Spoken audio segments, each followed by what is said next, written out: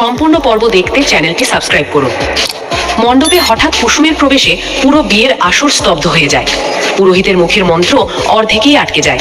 দেবলীনা বিশ্বাসই করতে পারছিল না, যাদের সে গুন্ডা দিয়ে শেষ করে দিতে চেয়েছিল তারা কিভাবে এখানে এলো। কুসুম দৃঢ় গলায় জানিয়ে দেয় এই বিয়ে অন্যায় এবং এই বিয়ে কোনোভাবেই হতে দেওয়া হবে না।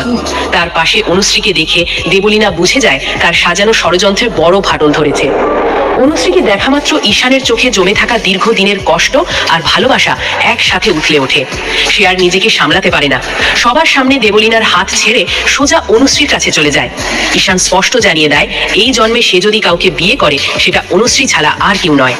এই কথা শুনে মণ্ডপে ফিসফিসানি শুরু হয়ে যায়। দেবলীনা হতভম্ব হয়ে দাঁড়িয়ে থাকে আর তার চোখে ধীরে ধীরে প্রতিশোধের আগুন জ্বলে ওঠে। ঈশানের এই সিদ্ধান্তে সবচেয়ে বেশি ক্ষিপ্ত হয়ে ওঠে ইন্দ্রাণী গাঙ্গুলি।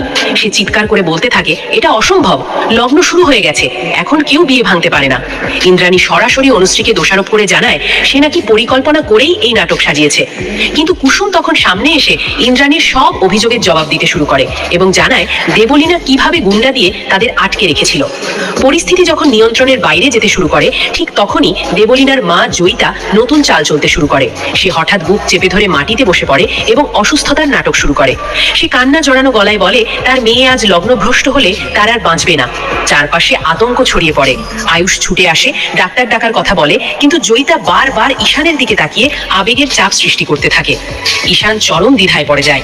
একদিকে অনুশ্রী, যার জন্য সে এতদিন অপেক্ষা করেছে, অন্যদিকে এক মায়ের কান্না আর সামাজিক চাপ। এই সময় রিভু সামনে এগিয়ে আসে। সে সবার সামনে দেবলীনার গুন্ডাদের ফোন কলের রেকর্ডিং চালিয়ে দেয়, যেখানে পরিষ্কারভাবে প্রমাণ হয় দেবলীনা কিভাবে কুসুম আর অনুশ্রীকে অপহরণ করিয়েছিল। পুরো মণ্ডপে আবার হইচই শুরু হয়। ইন্দ্রাণী গাঙ্গুলি মুখ বন্ধ করে দাঁড়িয়ে পড়ে। দেবলীনা বুঝতে পারে পরিস্থিতি তার হাতের বাইরে চলে যাচ্ছে। সে হঠাৎ অনুশ্রীর সামনে এসে নাটকীয়ভাবে ক্ষমা চাইতে শুরু করে এবং নিজেকে নির্দোষ প্রমাণ করার চেষ্টা করে। কিন্তু অনুশ্রী শান্ত গলায় জানিয়ে দেয় ভালোবাসা জোর করে পাওয়া যায় না। সে বলে দেবলীনার প্রতিটি ষড়যন্ত্রই আজ প্রকাশ পেয়েছে আর এখন আর কোনো নাটক কাজ করবে না। এই সময় আরেকটি চমক দেয় আয়ুষ।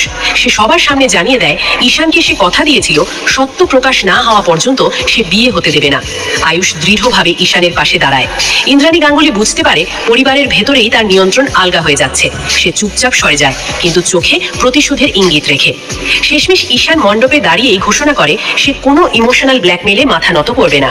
সে অনুশ্রীর হাত ধরে জানিয়ে দেয় সমস্ত বাধা উপেক্ষা করে সে সত্যের পক্ষেই থাকবে। পুরোহিত লগ্ন বন্ধ ঘোষণা করে দেন। দেবলীনা অপমান আর রাগে মণ্ডপ ছেড়ে চলে যায়, কিন্তু যাওয়ার আগে সে হুমকি দিয়ে যায় এই লড়াই এখানেই শেষ নয়। গল্প এখানেই শেষ নয়, বরং এখান থেকেই শুরু হয় নতুন যুদ্ধ। অনুশ্রী আর কুসুম জানে দেবলীনা আর ইন্দ্রাণী গাঙ্গুলি সহজে হার মানবে না। সামনে আরো বড় ষড়যন্ত্র অপেক্ষা করছে। এখন দেখার বিষয় ভালোবাসা কি সব বাধা পেরিয়ে জয়ী হবে, নাকি নতুন কোনো চক্রান্ত আবার সবকিছু ওলটপালট করে দেবে।